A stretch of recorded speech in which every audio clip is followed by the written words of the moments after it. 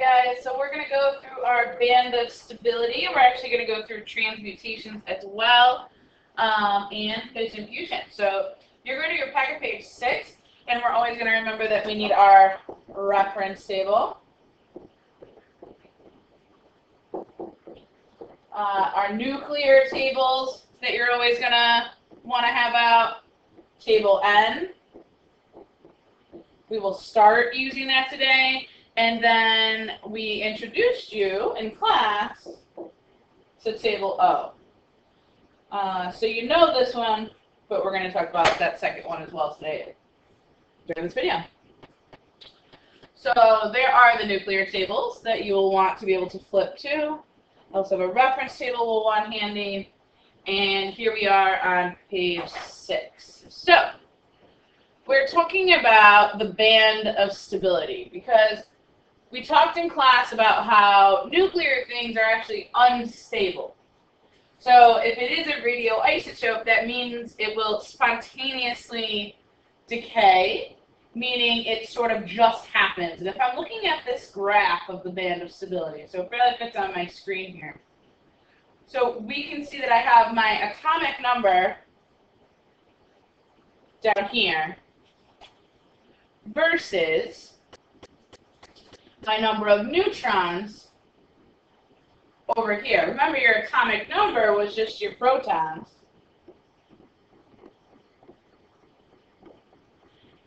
And I'm comparing it to my neutrons. So remember we said that there were different isotopes that could be either stable or unstable. So if I'm looking at the band of stability, everywhere I see all these little dots, everywhere right through here,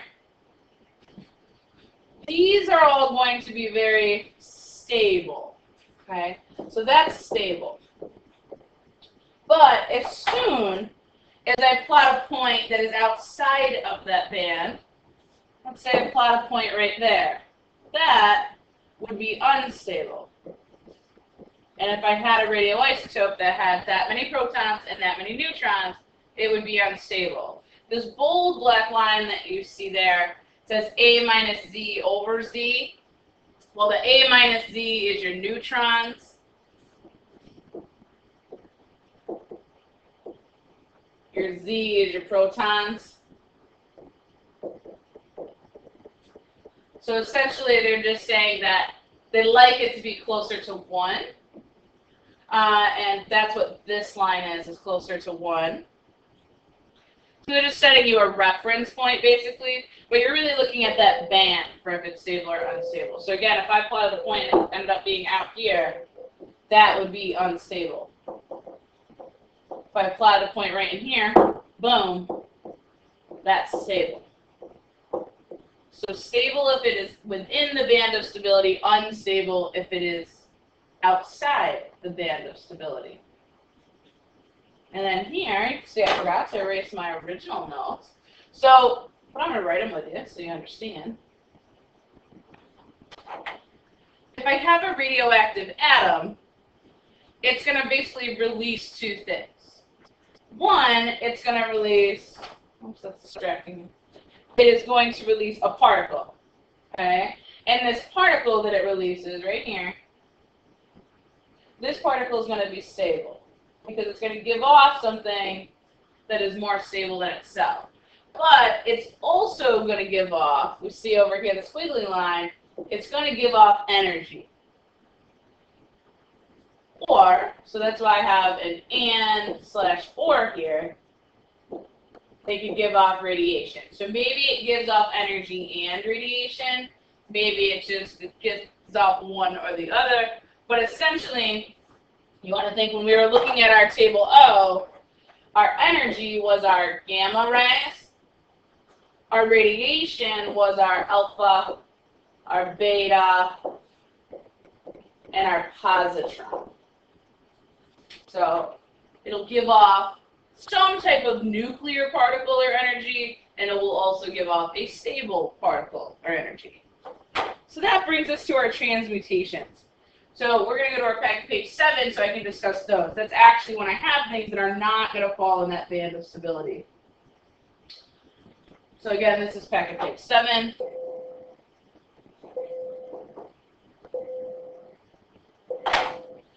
So there are actually two types of transmutations that we'll go through today. There's natural transmutation and there's artificial transmutation. So we're going to focus on two types. So let's start with my natural transmutation because that's actually going to take me to one of my reference tables I want to learn, which is table N. So for natural transmutations, I'm going to use table N. So I want you to flip there really quickly. I'm going to flip back to it. If I'm looking at table N, what I want to notice is that they're giving me a few bits of information. They're giving me the nuclide, so the thing that's my radioisotope.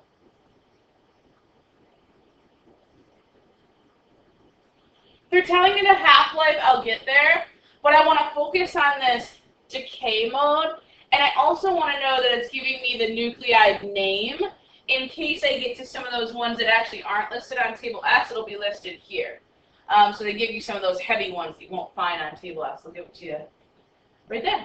So I'm going to focus on, let's see. So if I had, let's say I had AU198.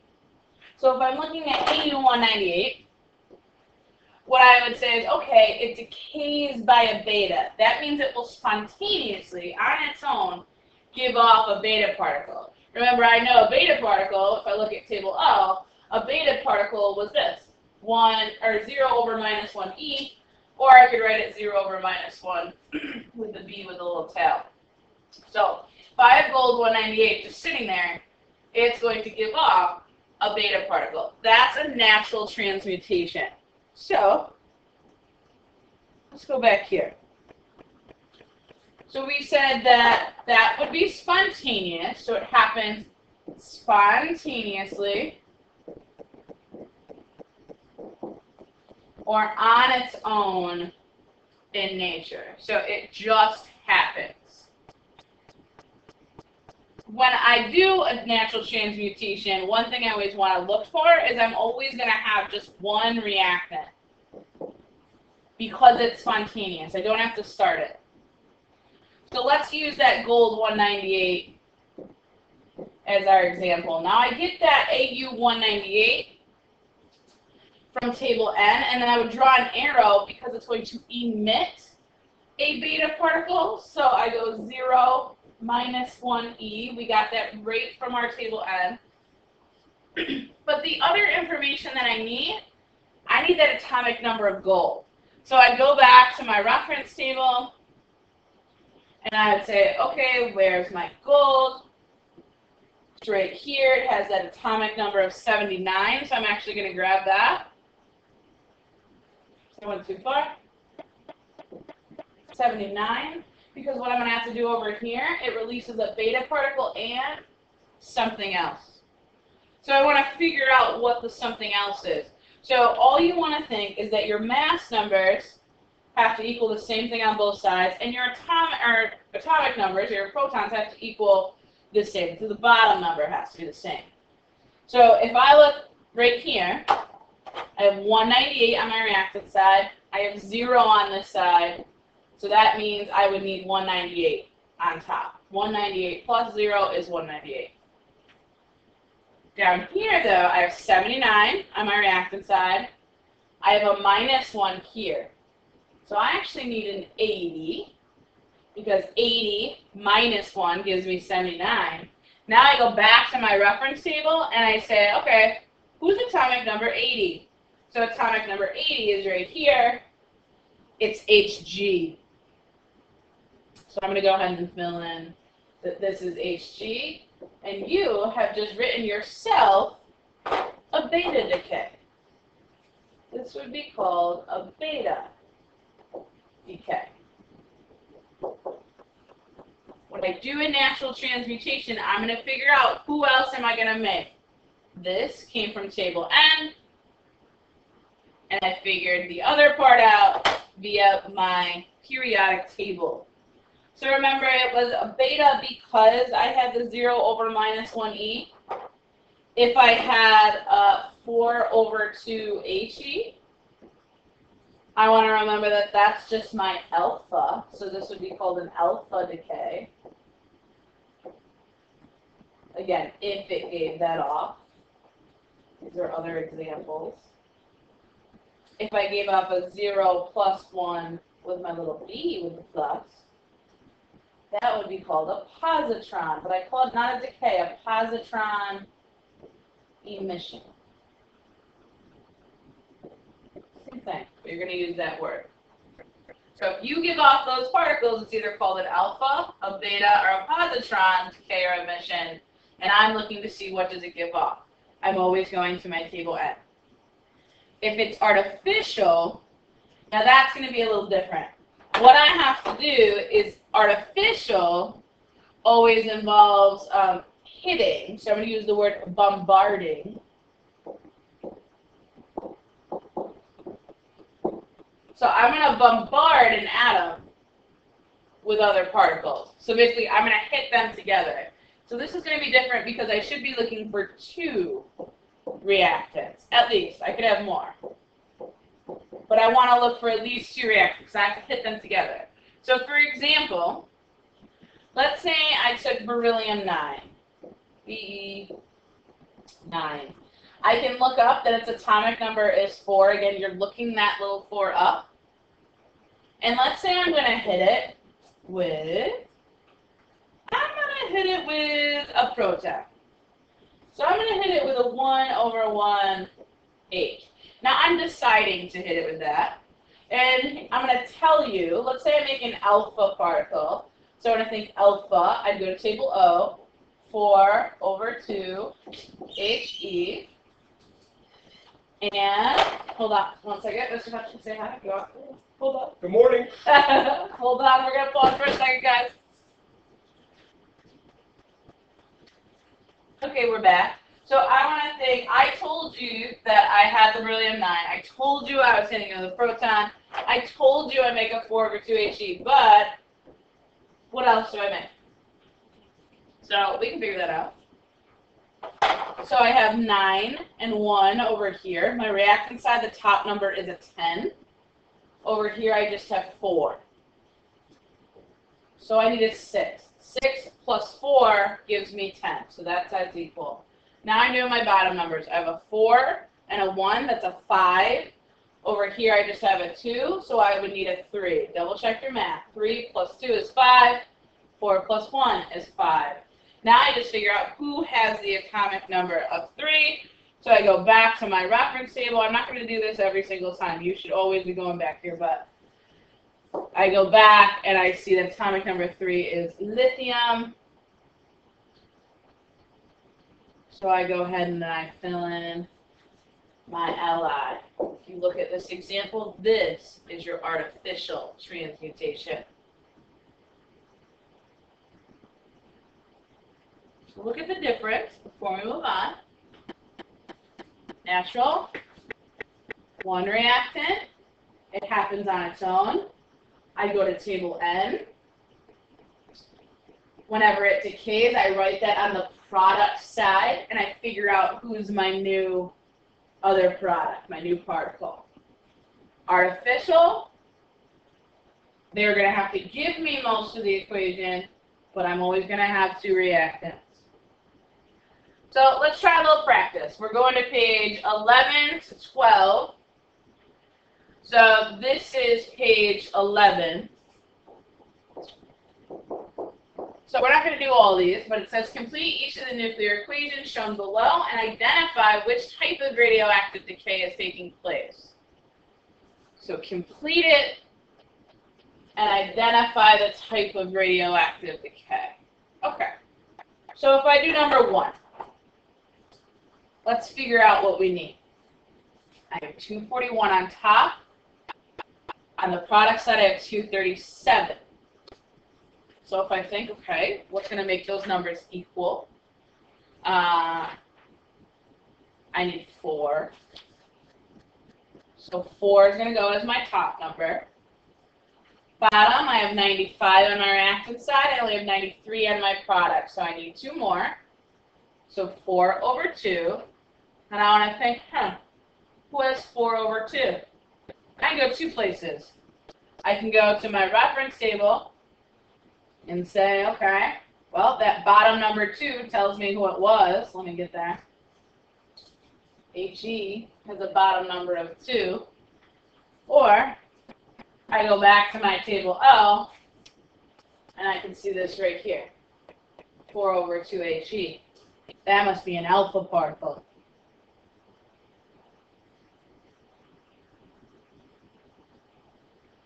So 4 over 2 HE. I identified this as an alpha. So this was an alpha decay. An alpha decay. Whereas if I did something like, let's see, number 3. I have 3 as my top number of my reactants, 3 as my top number on my product, so I actually don't need anything. I have a 0 as my top number there. I have a 1 as my product, or I'm sorry, my bottom number of my reactant. I have a 2 on my product side. So how am I going to get that 2 to equal 1? Well, if I subtracted 1, I could do it. So 2 minus 1 is 1. So I go to my table O, because I know that if I go to my periodic table, nothing's going to have a minus 1 as its bottom number. So I go to my table O, it's got to be nuclear.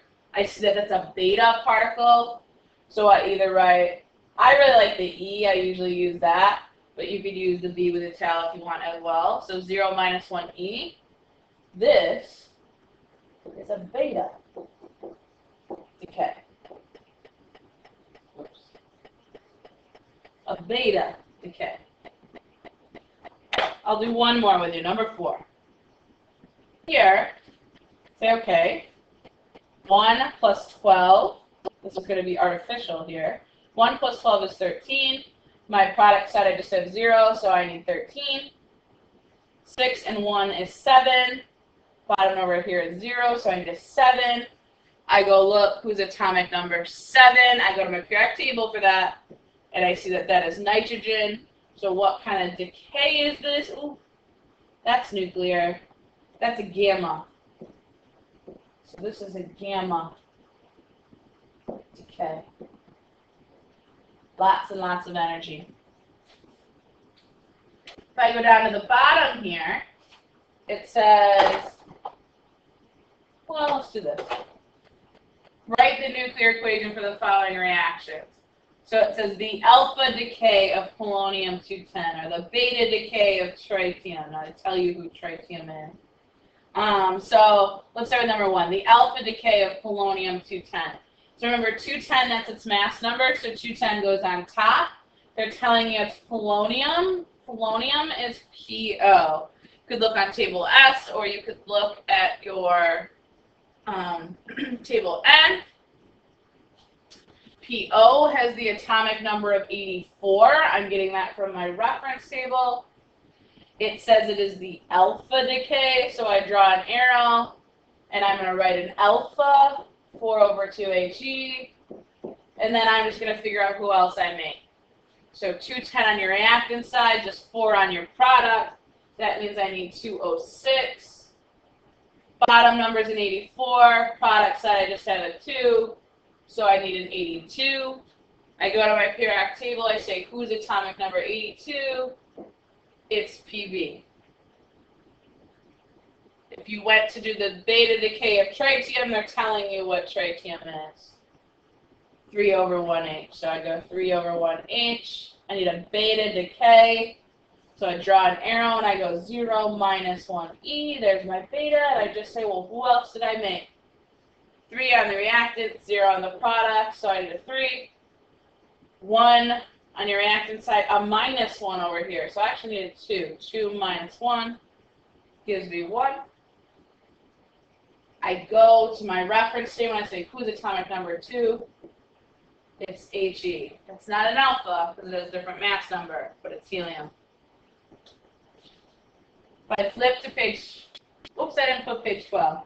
But page 12, you would just fill in as well. So we don't have to do that. I think we did enough examples. So now lastly, fission and fusion, packet page 8. So we're going to packet page 8. We're starting right here. And I'm going to talk about the relationship between matter and energy. So, it's really important to note that nuclear reactions release way more energy than chemical reactions. Way more.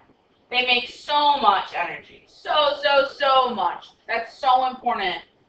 Because nuclear reactions convert mass into energy. Mass into energy. That's really important. Really important. Sometimes what this is called is actually called mass defect. Because what it's going to look like is that you're missing mass, but you're not. So I'll put that. Sometimes it will look like missing mass, but you're not. Because they converted it into energy. So how does this happen? A very famous equation. Einstein's equation. E equals mc squared. Einstein said that the E is energy, and that is equal to, if I take the m, which is my mass, and the c, which is actually your speed of light. Do you know what value the speed of light has? It's a big number. 3.0 times 10 to the 8 meters per second. So whatever mass I have, I multiply it by the speed of light squared. So I get an even bigger number. And that's the amount of energy that I get. Very important. So that leads me to the two types of reactions that I use with these. I use the first one, fission. Let's think nuclear power plant. Let's think nuclear weapons. Kind of both. The good and the evil of nuclear chemistry is done by fission. Fission is when I'm going to take something really heavy and I'm going to split it into something light. So fission is the splitting of heavy nuclei into lighter nuclei. So again, atomic bombs and nuclear power plants. Example. Well, let's do uranium. Okay, would be used for actually both. So I'm going to give you 235. I got to tell you the mass number of uranium. We can look up that atomic number. It's atomic number 92. So let's say I'm going to hit uranium with, what's this? 0/1 N. That's a neutron. So in this example, I'm actually giving you what's called a neutron capture. I'm going to have that uranium pick up that neutron. So it does. And let's see what else I'll form. I'll also form 142Ba. Has an atomic number of 56. I'll also form something else. I'll also form 3 other neutrons. That's what's very special. It forms a chain reaction because of those 3 other neutrons. And a ton of energy. A ton. So let's see what else I make. These are harder equations. Over on your reactant side, you have 235 plus 1, that's 236. On my product side, I have 142, but I have 3 neutrons, so 3 times 1 is 3. That's a total of 145. So that means 91 is the top number I need. Check your math, make sure you like it.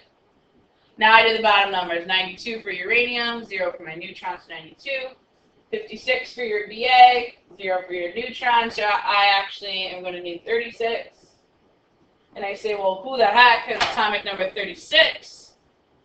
It's Kr, krypton. That's how you do fission. Look, I have something that's really heavy. My uranium-235, very, very heavy, big mass. I hit it with a neutron. I create a chain reaction by having 3 more neutrons and 2 other particles pop out, which are lighter. Last, I have fusion. Fusion, very special. But here's where I think when you fuse, you combine. So here I'm going to combine light nuclei into heavier.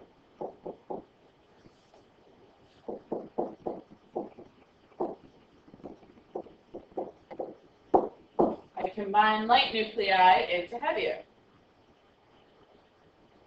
So the way to do this is it requires very high, very, very high temperatures.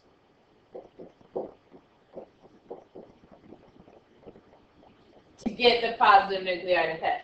Remember, opposites attract. So two positive nuclei, they don't want to hit each other. They want to repel each other. So I need really, really high temperatures. So do you know who uses it? Someone that's super, super hot. The sun. The sun. We know that the sun does this by looking at the bright line spectrum. Think way back. Bright line spectrum, I can look, each element has its own bright line spectrum, and I can see that I have helium and hydrogen on my sun. So that's what I actually look for. Look for H and He when you are looking for a fusion. So here's an example. They don't always look the same, but a couple examples. I'm going to combine hydrogen with, let's say, a heavy hydrogen. What I'm going to get, those are 2 very light things. Let's say I form a 3/2 He. So I combined 2 things that were very light. I made something heavier. I didn't say they were very heavy, just that they were heavier. So there is an example of fusion. Another example, let's say take that 3/2 He, and let's say I'm going to hit it with another hydrogen. They hit each other. Let's say now I make a 4/2 He. Think about it. What's that? Alpha. Plus, let's see what else I make. 3 plus 1 is 4. Here's a 4. I don't need anything, so it's 0. Here I have 2 and 1. That's 3 on your reactant side. Just 2 here, so I need 1 right here. 0/1, but it's a 0. Go to your table O. That's a beta. A lot of times we put the plus on. That's a beta. So if you compare your fission to your fusion, fission is very, very heavy. Fusion is very, very light. Fission is going to get you a lot of radioactive waste. Fusion, no radioactive waste. Let's write that. No radioactive waste. But I can't do it. I don't live on the sun. Here, radioactive waste.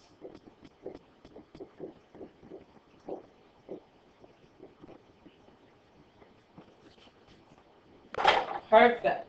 Good job, guys. That really intros us to nuclear. So at this point, you've got a few things to do. You got to finish packet page 11 and do page 12. We start at 11. You got to do 12. You're going to do textbook page 216 and 223. You're going to read and highlight. We're going to stop after the first paragraph on 223. And then you're going to answer the questions that are on page 219 to 221 in your textbook, 1 to 24, with explanations. Make sure you have explanations. Thanks, guys. Have a good day.